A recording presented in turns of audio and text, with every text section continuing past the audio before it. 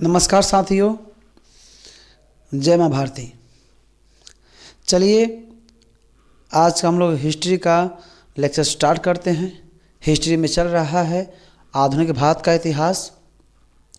और आधुनिक भारत के इतिहास में द्वैध शासन को हम लोगों ने ख़त्म किया था, उसके कारणों को ख़त्म किया था कि द्वैध शासन क्यों लागू किया गया।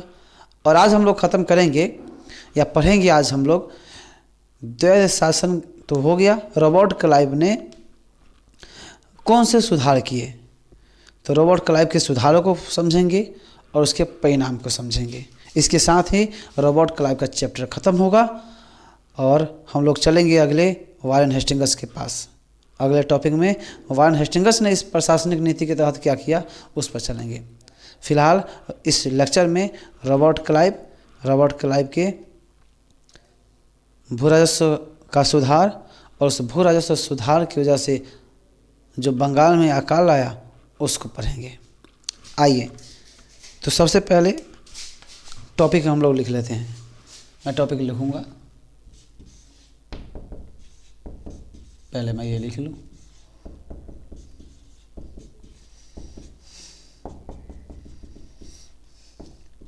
ये हो गया। ये अपनी संस्था का नाम भी लिख लूँ बगल में।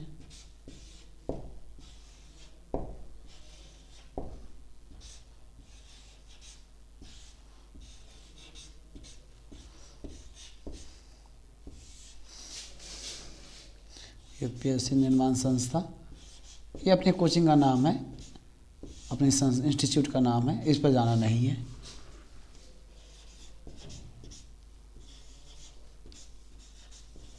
यूपीएससी निर्माण संस्था आदापुर। चलिए हम लोगों का जो टॉपिक है उस टॉपिक में हम लोग आज पढ़ेंगे। सबसे पहले हम लोगों का जो टॉपिक है उस टॉपिक को पढ़ेंगे हम लोग रॉबर्ट क्लाइव।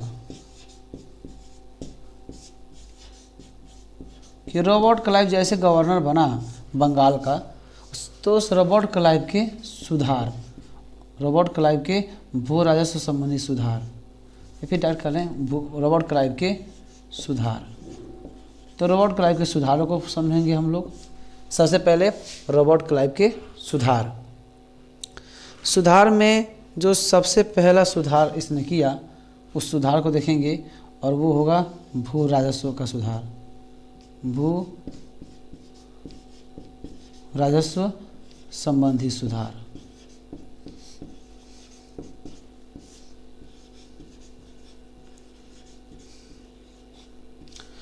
हम लोगों ने देखा था रॉबर्ट क्लाइव के सुधार के अंतर्गत ये टॉपिक है भू राजस्व संबंधी सुधार। और भू राजस्व संबंधी सुधारों में दो चीज़ों को देखेंगे।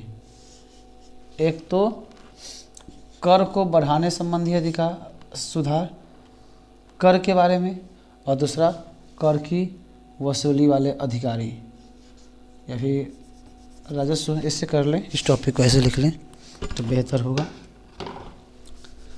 मैं अभी टॉपिक लिख रहा हूँ, इन सब के बारे में मैं बताऊंगा अभी।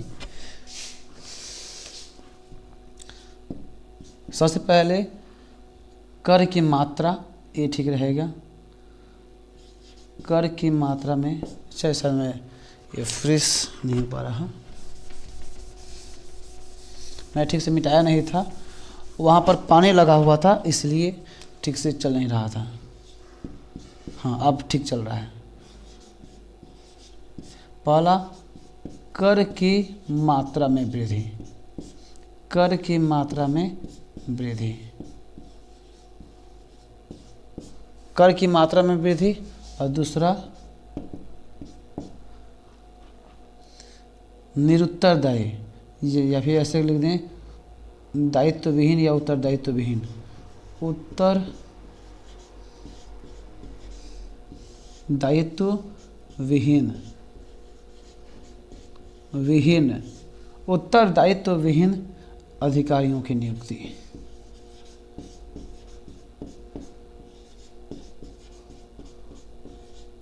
उत्तरदायित्व विहीन अधिकारियों की नियुक्ति। ये दो काम उसने किए, दो सुधार किए उसने। पहला सुधार रॉबर्ट क्लाइव के अंतर्गत जो सुधार है उस सुधार टॉपिक के अंतर्गत हम लोग पढ़ेंगे भू राजस्व संबंधी सुधार। इस भू राजस्व संबंधी सुधार में पहला टॉपिक होगा कर की मात्रा में वृद्धि और दूसरा उत्तरदायित्व विहीन अधिकारियों की नियुक्ति। मैं एक बार देख लूँ कि वीडियो प्रॉपर तरीके से रिकॉर्डिंग हो रही है या नहीं। चलिए, फ्रेश भी दिखाई दे रहा, रिकॉर्डिंग में फ्रेश हो रही। चलिए, ये टॉपिक हो गया। फिर देखेंगे इन दोनों का परिणाम था 1770 के दशक 1770 के दशक का बंगाल में पड़ने वाला काल, बंगाल में पड़ने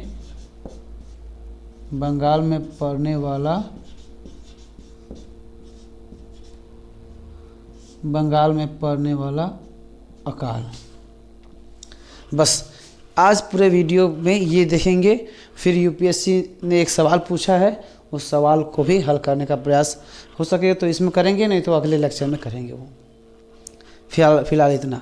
स्क्रीनशॉट लेना चाहें तो स्क्रीनशॉट ले लें, लिखना चाहें तो लिख लें। अच्छी बात होती है कि कॉपी कलम में लिख लें इसे। हालांकि इस फॉर्म में तो नहीं, पूरे लिखित फॉर्म में भाषा में मैं पीडीएफ के रूप में वीडियो के डिस्क्रिप्शन में इसे डाल दूंगा, आप लोग वहाँ से डाउनलोड भी कर सकते हैं। हाँ, उसमें इस रूप में नहीं लिखा होगा, पूरे भाषा में लिखा होगा। चलिए हम लोग अब शुरू करते हैं रॉबर्ट क्लाइव के सुधारों को।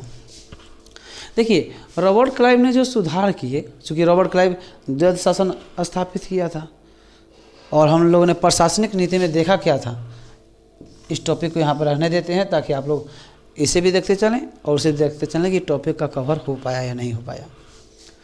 रॉबर्ट क्लाइव ने सुधार क्या किया था, तो सुधार को देखने से पहले उसके उद्देश्य को देख लें। याद है हम लोग पढ़ रहे हैं उसी समय से प्रशासनिक नीति को, पहले लेक्चर में पढ़ा था। और मैं बार बार कहता हूँ कि अगर पहला लेक्चर नहीं देखा आप लोगों ने तो उसे ज़रूर देख लें, क्योंकि ब्रिटिश प्रशासनिक नीति, उसी नीति पर, उसी रूल रेगुलेशन पर पूरा का पूरा स्ट्रक्चर 1813 तक का इतिहास, 1813 तक का इतिहास उसी रूल पर चलेगा। तो ब्रिटिश प्रशासनिक नीति का सबसे पहला मकसद क्या था? पहला मकसद हमने उसमें भी बताया था, वाणिज्यिक पूंजीवाद, वाणिज्यिक पूंजीवाद का हित साधना, यही लक्ष्य था। वाणिज्यिक पूंजीवाद का हित साधना, यही उद्देश्य था। वाणिज्यिक पूंजीवाद कहने का मतलब एक जगह से सामान को खरीदना, दूसरी जगह इस सामान को बेचना, और बेचने के बाद आप लोगों को पता होगा कि लोग सस्ते में कच्चा माल खरीदते हैं, महंगे में बेचते हैं, और बेचने के बाद जो मुनाफा होता है, लाभ होता है, 5 रुपये में या 10 रुपये में कोई वस्तु खरीदते हैं, 13 रुपये में वस्तु को बेचते हैं, तो इस क्रम में जो 3 रुपये का लाभ हुआ, एग्जाम्पल के लिए मैंने बताया, यही मुनाफा, यही लाभ। और इसी लाभ को तो कहते हैं वाणिज्यिक पूंजीवाद का हित साधना, मतलब अधिक से अधिक रुपए कमाना, सिंपल में कह लें अधिक से अधिक लाभ कमाना, ये उद्देश्य है। और अधिक से अधिक लाभ कमाने के लिए ज़रूरी क्या है, हम लोगों ने उसमें बताया था, इस कच्चे माल को खरीदना है। कच्चे माल को खरीदना है तो उसके लिए रुपए चाहिए, यानी रुपए का इन्वेस्टमेंट करना होगा, तभी तो कच्चा वस्तु खरीदेंगे 10 रुपये में। 10 रुपये हमें चाहिए कि नहीं चाहिए? इस तरह हमारे पास जितना ज़्यादा रुपया होगा उतने अधिक मात्रा में वस्तु खरीदेंगे, जितने अधिक मात्रा में वस्तु खरीदेंगे उतनी अधिक मात्रा में वस्तु बेचेंगे, और उतना अधिक मात्रा में मुनाफा कमाएंगे, लाभ कमाएंगे। ये तो क्लियर है, ये पहले वीडियो में मैंने बताया था। तो अधिक से अधिक रुपए आए कहाँ से? इसके लिए क्या करना होगा? रॉबर्ट क्लाइव अभी आएगा तो सबसे पहले हम लोगों ने, अच्छा एक चीज़ और कि रॉबर्ट क्लाइव या फिर पूरी कंपनी राजनीति में जो प्रवेश की थी, वो राजनीति में प्रवेश ही क्यों की थी, इस चीज़ को एक बार फिर से समझ ले। मैं यहाँ से थोड़ा बहुत समझा देता हूँ, हालांकि उसे मैं राजनीतिक मुद्दे पर फिर समझाऊंगा बाद में चल करके। देखिए, ये बंगाल हो गई। बंगाल में यहाँ से कच्चे माल खरीदने होते थे, कंपनी को क्या करना होता था, यहाँ से कच्चा माल खरीदना होता था। अब आप ही बताइए, इसे कच्चा माल खरीदना है तो क्या करेगा, ब्रिटेन से रुपए लाएगा, ब्रिटेन से, ये देखिए ब्रिटेन से रुपए लाएगा, यहाँ से रुपए लाएगा या फिर बहुमूल्य धातु लाएगा। उस समय रुपए तो थे नहीं, अंग्रेजों के देखिए ये बहुमूल्य धातु, सोना चांदी ये सब लेकर आएगा। इस बहुमूल्य धातु को यहाँ के किसानों को देगा और उन लोगों से कच्चा माल खरीद लेगा। अब तब लेकर आएगा यहाँ बनाने के लिए। तो यहाँ से बहुमूल्य धातुएं जा रही हैं कि नहीं जा रही, तो इंग्लैंड की सरकार इसे मना ही करेगी कि कंपनी साहब आप यहाँ से बहुमूल्य धातुएं भारत में मत ले जाइए सॉरी, कोई ऐसा रास्ता निकालिए कि आप यहीं के रुपए से आप यहाँ का माल खरीदिए, फिर सामान लेकर आइए, बनाइए और ले जाइए बेचिए। तो कंपनी के पास एक ही रास्ता था कि राजनीति में प्रवेश करे और राजनीति में प्रवेश करके यहीं के लोगों से, कहाँ के लोगों से, भारत के ही लोगों से टैक्स वसूले। क्या करे, टैक्स, TAX, टैक्स वसूले। टैक्स वसूलेगा तो कंपनी के पास अपने आप रुपए आ जाएंगे, और रुपए आएंगे तो उस रुपए से ही कच्चा माल खरीद लेगा। यानी भारत की ही रुपए से भारत का ही कच्चा माल खरीद लेगा। रुपए कहाँ से प्राप्त कर लेगा, भारत के लोगों से ही, और इसी रुपए से क्या करेगा, ये कच्चा माल खरीद लेगा। देखिए यहाँ पर कच्चा माल। तो निवेश के लिए जो रुपए है वह कहाँ से इकट्ठा कर रहा है कंपनी, अब भारत के क्षेत्र से ही इकट्ठा कर रहा है, कर के रूप में, टैक्स के रूप में, भू राजस्व के रूप में। तो ये रुपया, निवेश वाला रुपया जितना अधिक होगा उतना ही अधिक कच्चा माल खरीदेगा, और जितना अधिक कच्चा माल होगा उतना ही संसाधन उसका बनाएगा, निर्मित वस्तुएं निर्मित करेगा, बेचेगा, और जितने वस्तुएं अधिक बिकेंगी उतना अधिक मुनाफा होगा। जितना अधिक मुनाफा होगा उसका वाणिज्यिक पूंजीवाद का हित उतना अधिक सधेगा। इसमें तो कोई दिक्कत नहीं है। तो मेन मकसद है कि इस निवेश वाले रुपए को बढ़ाना, जिसे कहते हैं आय को बढ़ाना। हमने बताया था आय को बढ़ाने के क्या तरीके हैं उसके पास, क्योंकि ये आय आ कहाँ से रहा है, तो ज़मीन से आ रहा है, भूमि के कर से आ रहा है, ज़मीन के कर से आ रहा है, कृषि उत्पाद के कर से आ रहा है, किसानों से आ रहा है। ऐसे कह सकते हैं किसानों से आ रहा है। कैसे, कर से आ रहा है, टैक्स के माध्यम से। तो क्यों ना किया जाए, इस कर को ही बढ़ा दिया जाए, क्योंकि टैक्स की मात्रा बढ़ेगी तो कंपनी के पास रुपए बढ़ेंगे। उस रुपए का एक बड़ा हिस्सा ही तो कच्चे माल को खरीदने में, यानी कंपनी में निवेश में खर्च किया जा रहा है। तो कर बढ़ेगा तो निवेश के लिए जो रुपए हैं, रुपए बढ़ जाएंगे, कच्चा माल बढ़ेगा, और इसके बाद से मुनाफा भी बढ़ेगा, और ये वाणिज्यिक पूंजीवाद का हित भी अधिक से अधिक सधेगा। ठीक, तो इसलिए जैसे ही रॉबर्ट क्लाइव, जैसे ही मैं यहाँ पे बता दूँ, जैसे ही ये रॉबर्ट क्लाइव बंगाल का प्रशासन अपने हाथों में लिया, अप्रत्यक्ष रूप से प्रशासन लिया था, पता ही है आप लोगों को, गवर्नर के रूप में, मैं RC लिख दूँ, RC मतलब रॉबर्ट क्लाइव। जैसे ही इसका प्रशासन अप्रत्यक्ष रूप में शासन अपने हाथों में लिया, तो सबसे पहले काम क्या किया कि उसने डायरेक्ट रूप से टैक्स ही बढ़ा दिया। तो पहला हमारा टॉपिक हो गया कर की मात्रा में वृद्धि। ये समझ में आ गया आप लोगों को, पहला टॉपिक कर की मात्रा में वृद्धि। आइए दूसरा हम लोग चीज़ देखते हैं, मैं इसे मिटा देता हूँ, दूसरा चीज़ देखते हैं हम लोग। मैं इतना मैं इसलिए समझा रहा हूँ ताकि इस टॉपिक को साथ साथ देखते चले, और देखते चलें इसके लिए क्या क्या कर रहा है, तो क्या होगा, समझने में आसानी होगी। हालांकि मुझे उसे छोटे में लिखना चाहिए था, अब चूंकि लिख दिया हूँ तो आप लोग उसी में समझने का प्रयास करें। पहला काम तो ये हुआ, कर की मात्रा में वृद्धि के लिए क्या किया उसने, अपने राजस्व की अधिक से अधिक उगाही के लिए उसने क्या किया, टैक्स को ही बढ़ा दिया। लो, दूसरा बात क्या, दूसरा काम क्या किया कि जैसे ये भारत हो गया, और भारत का ये बंगाल वाला क्षेत्र हो गया, और बंगाल के क्षेत्र में ये हो गए नॉर्मल किसान। ये कौन हो गए, ये किसान हो गए। तो किसान से टैक्स कौन वसूले भाई, तो जैसे ये रुपए हो गए, हालांकि नकद के रूप में या अनाज के रूप में भी लिए जाते थे, मैं ऐसे कर दे रहा हूँ, नकद के रूप में कर दे रहा हूँ। तो इन लोगों से टैक्स वसूले तो कौन वसूले?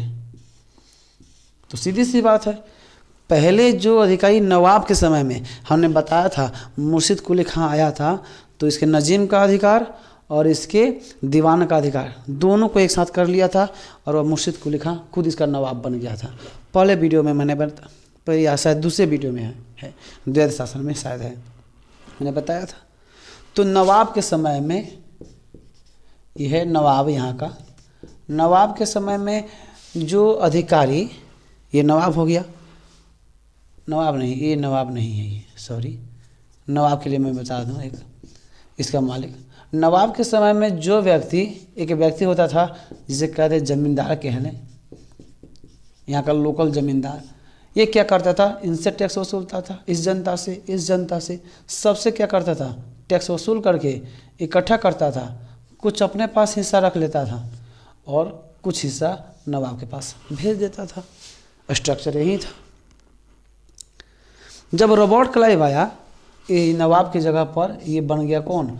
जब रॉबर्ट क्लाइव आ गया, अब प्रत्यक्ष रूप में शासन अपने हाथ में ले लिया, तो इसने किया क्या कि ये जो जमींदार टैक्स वसूल रहे थे ना, इस जमींदार को रहने दिया कि भाई तुम टैक्स वसूलो, कोई दिक्कत नहीं है।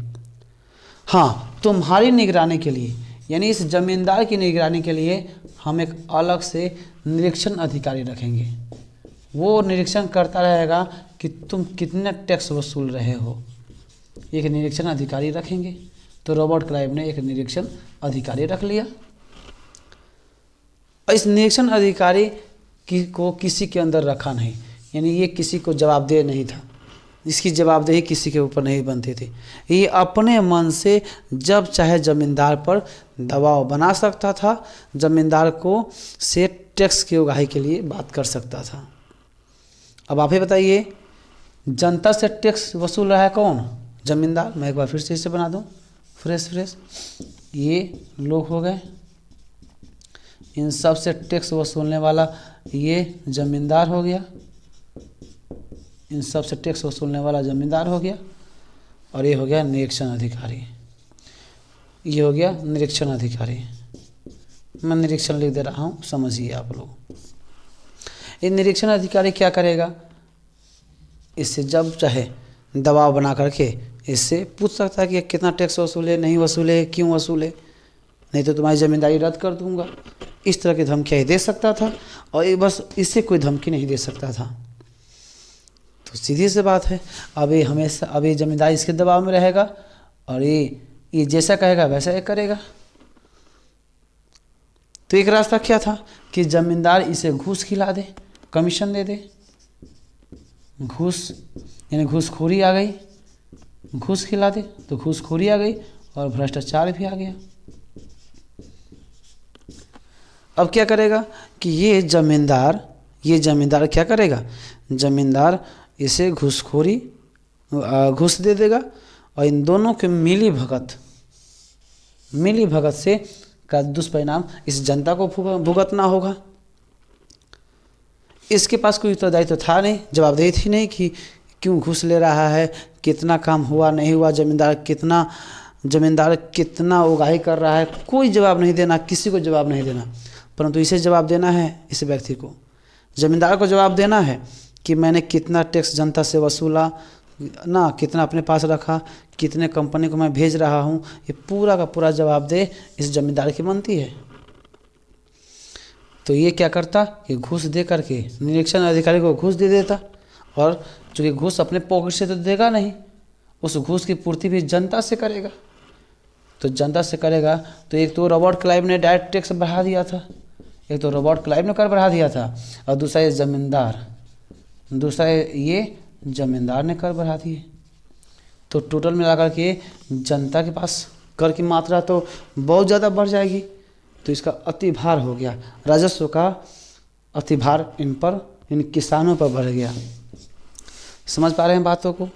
पहला तो डायरेक्ट रॉबर्ट क्लाइव ने कर बढ़ा दिया, दूसरा निरीक्षण अधिकारी को रखा, निरीक्षण अधिकारी उत्तरदायित्व विहीन था, इसीलिए भ्रष्टाचार बढ़े, घूसखोरी बढ़ी, और इस घूसखोरी की भरपाई के लिए ये ज़मींदार इसकी भरपाई इन किसानों से ही करते थे। तो एक तो रॉबर्ट क्लाइव द्वारा बढ़े हुए कर का बोझ, दूसरा घूसखोरी की वजह से इन पर बढ़ता हुआ बोझ, इन सब की वजह से किसानों की स्थिति काफ़ी दयनीय हो गई।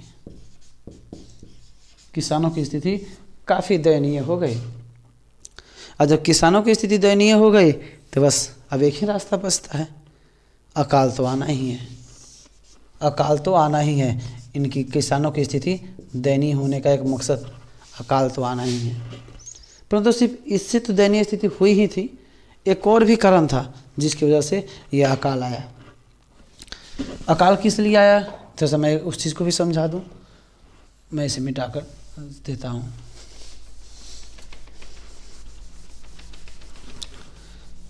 एक और भी चीज़ था कि जिसकी वजह से यह अकाल आया।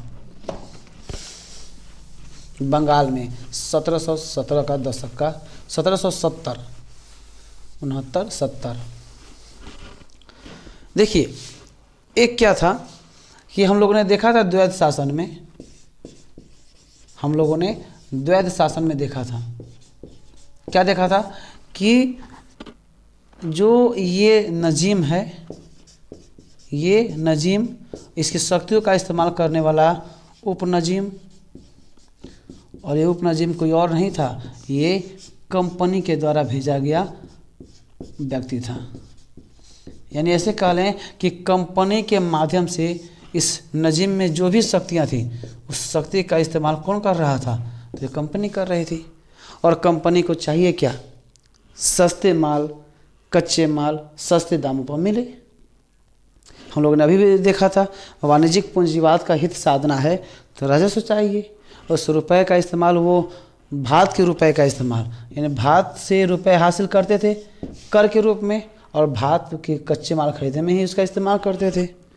अब तो चूँकि इसके पास शक्ति भी आ गई है कंपनी के पास, तो कर बढ़ा करके अपना राजस्व तो बढ़ा ही लिया ताकि अधिक से अधिक सामान खरीद सके। दूसरा काम क्या किया कि चूँकि अब इसी के हाथ में सब कुछ था, तो जनता को डरा धमका करके औने पौने दामों में कच्चे माल जो थे, यहाँ किसानों के पास जो कच्चे माल थे, कच्चे माल वहीं ऊनी वस्त्र वगैरह वगैरह, कपास, नील, ये सब चीज़ें, कच्चे माल वो सस्ते दामों पर, सस्ते दाम या कह दें औने पौने दाम, ये बेहतर शब्द होगा, औने पौने दाम। औने पौने दाम मतलब कि किसी तरह भाई तुम हमें बेच दो। भाई किसानों को डराना धमकाना कि भाई तुम किसी तरह हमें अपना कच्चा माल बेच दो, वरना तुम जानते ही हो कि सारी शक्ति मेरे पास ही है, किसी दूसरे व्यापारी को तो हम यहाँ आने दे नहीं सकते, और दूसरा व्यापारी आएगा नहीं तो तुम्हारा सामान खरीदेगा कैसे, जो खरीदने वाले हैं वो हम ही हैं, बेचना है तो बेच दो वरना सड़ता रहेगा। अब बस किसानों के पास मजबूरी थी कि औने पौने दाम में सामानों को बेचना है। अब देखिए किसानों की स्थिति वो जो होता है ना, सांप छछूंदर वाली हालत वैसी हो गई थी बेचारों की, ना उगलना बन रहा था और ना निगलना बन रहा था, कि जैसे ये भारत के ये किसान हो गए। किसानों को क्या करना है, अब जो सामान उगा रहे हैं उससे तो सस्ते दाम पर बेचना है। अब आप ही बताइए, सस्ते दाम पर बेचने से क्या इन किसानों को मुनाफा ज़्यादा होगा? ज़्यादा मुनाफा तो होगा नहीं, इनका मुनाफा घट जाएगा। दूसरा, जो चीज़ बना रहे हैं या कृषि का उत्पादन कर रहे हैं उस पर तो रॉबर्ट क्लाइव ने कर बढ़ा दिया है। तो बताइए, कम कमाएंगे और अधिक से अधिक कर के रूप में भुगतान करेंगे तो फिर इनकी हालत ख़राब होगी कि नहीं होगी? किसानों में अकाल आएगा कि नहीं आएगा? तो दो तरफा मारे जा रहे थे ये। एक तरफ लाभ कम मिल रहा था क्योंकि सस्ते दामों पर कंपनी खरीद रही थी अपने शक्ति के बदौलत, और दूसरा कर बढ़ा दी थी तो कर ज़्यादा जा रहा था, तो कंपनी को दोहरा फ़ायदा हो रहा था। दोहरा फ़ायदा कैसे? एक तो जो सामान खरीदते थे उन्हें सस्ते में मिल जा रहा था इस राजनीति के बदौलत, और दूसरा जो कर वसूल रहे थे अधिक से अधिक रुपए मिल जा रहा था। तो ज़्यादा रुपए होंगे, वस्तु सस्ती मिलेंगी तो और अधिक से अधिक खरीद पा रहे थे। अधिक से अधिक खरीदने की वजह से इनका व्यापार बढ़ता जा रहा था। परंतु कंपनी का तो फ़ायदा हो रहा था, बहुत फ़ायदा हो रहा था, परंतु किसान बेचारे पिसते जा रहे थे, आम जनता पिसती जा रही थी। इसका परिणाम ये हुआ कि किसान कर्ज की बोझ में दबते चले गए, कर्ज के बोझ में दबते चले गए। आत्महत्या जैसी स्थितियाँ बनने लगी, बहुत सारे किसानों ने आत्महत्याएं कर ली और इसका परिणाम ही था ये 1770 के दशक में हम लोगों ने देखा था। 1765 में ही तो इलाहाबाद की संधि की गई थी, द्वैध शासन प्रणाली आई थी और उसके 5 वर्ष के बाद ही 1770 के दशक, 1770 का दशक कहने का मतलब 1770 से 1780। वैसे नॉर्मली 1771 लिया जाता है ओरिजिनली, लेकिन समझने के लिए 1770 हमने लिख दिया। 1770 से अभी चलिए जो ओरिजिनल है वही लिखते हैं, समझना क्या है, इसे भी तो समझना ही है। 1771 से 1780, सॉरी 1770 के दशक कहने का मतलब है ये 8वीं शताब्दी नहीं है, दशक है। 1770 से 1779, हाँ 1770 से 1779 1770 का दशक कहलाता है। इस समय में इस बंगाल में अकाल पड़ गया और इस अकाल पड़ने की वजह से बंगाल में जितने लोग थे उसका 1/3 लोग खत्म हो गए, मर गए, जनसंख्या नष्ट हो गई। यानी 1/3 कहने का मतलब 33% जनसंख्या नष्ट हो गई। यानी 33% कहने का सीधा सा अर्थ है कि अगर यहाँ पर 100 लोग हैं इसमें तो उसमें से 33 लोग मर गए। अगर 1000 लोग हैं तो 330 लोग, 10,000 लोग हैं तो उसमें 3300 लोग, यानी लगभग 10,000 की जनसंख्या है तो उसमें से 3,500 लोग सीधे मारे गए इस बंगाल की अकाल के कारण। तो देखा आप लोगों ने कि किस तरह से भू राजस्व संबंधी सुधार में एक कर की मात्रा में वृद्धि कर दी गई उस वजह से। दूसरा, उत्तरदायित्व विहीन अधिकारी नियुक्त कर दिया गया था, उसमें भ्रष्टाचार आ गया और उससे घूस खिलाने के लिए जो जमींदार हुआ करते थे उस जमींदार ने उस घूस की भरपाई जनता से उगाही करके की। दोनों स्थिति में किसानों को भुगतना पड़ा। एक तो द्वैध शासन की वजह से शक्ति का उपयोग कंपनी ने किया, कंपनी के अधिकारियों ने किया सस्ते दाम पर खरीद करके, और दूसरा कंपनी ने जो अधिकारी नियुक्त किए थे कर वसूलने वाले अधिकारी, उन अधिकारियों ने भी इन पर टैक्स बढ़ा करके अधिक से अधिक टैक्स लिए, घूसखोरी बढ़ी थी टैक्स लिए, और जिसका सीधा सा खामियाजा भुगतना पड़ा यहाँ के किसानों को।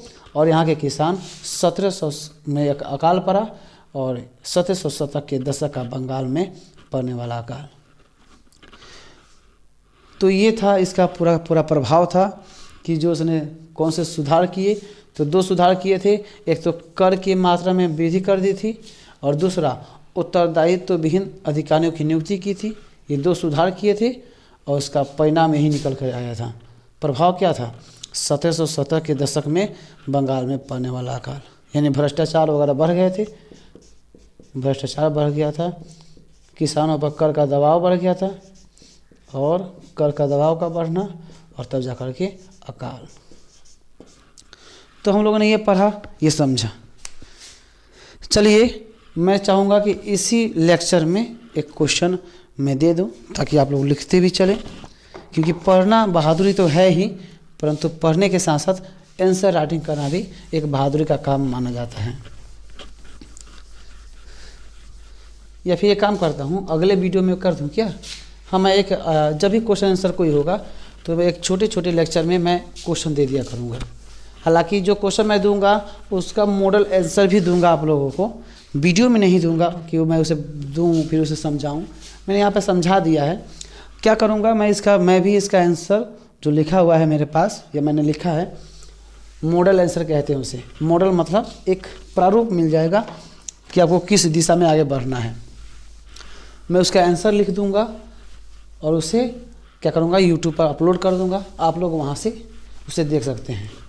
वीडियो के रूप में वो होगा, पेज पर लिखा हुआ, तो उसमें फ्रेश ना दिखाई दे तो उसके डिस्क्रिप्शन में आप लोग जाइएगा और वहाँ से जो मैंने PDF रूप में अपलोड किया होगा आप उसे डाउनलोड करके अपने मोबाइल में देख सकते हैं। तो मैं क्वेश्चन रहने देता हूँ, अगले वीडियो में मैं इसे अपलोड कर दूँगा क्वेश्चन को। तो या फिर यहीं पे दे दूँ? एक काम करता हूँ, यहीं पे दे ही देता हूँ। एक क्वेश्चन के लिए अलग से वीडियो बनाने की क्या ज़रूरत है। चलिए मैं दे देता हूँ। या फिर चलिए अगले वीडियो में मैं अपलोड करूँगा। अलग से क्वेश्चन रहेंगे तो भविष्य में इसका इस्तेमाल अन्य रूपों में किया जा सकता है। क्योंकि मैं क्या करूँगा आगे चल करके कि जहाँ जहाँ से क्वेश्चन यूपीएससी ने पूछे हैं ना, उसका एक अलग ही प्लेलिस्ट बना दूँगा। तो प्लेलिस्ट बनाने के लिए वहाँ से वीडियो को डालना होगा दूसरी जगह, तो वहाँ पे काम आएगा। ताकि जो लोग दूसरी जगह से कहीं और जगह से पढ़ रहे होंगे तो उन्हें सिर्फ क्वेश्चन की ज़रूरत पड़ेगी, तो क्वेश्चन वो अलग प्लेलिस्ट से निकाल पाएंगे। इसलिए मैं क्वेश्चन का जो पैटर्न होगा ना, वो मैं अलग वीडियो में करूँगा, इसी वीडियो के तुरंत बाद वाले लेक्चर में। तो चलिए, आपका दिन शुभ हो। आप लोग अच्छे से पढ़िए, पढ़ते रहिए और हंसते रहिए। मैंने पहले भी कह रखा है, टेंशन फ्री रहिए, हंसते रहिए, मुस्कुराते रहिए, पढ़ते रहिए, पढ़ाते रहिए। और मिलेंगे अगले लेक्चर में। तब तक के लिए धन्यवाद।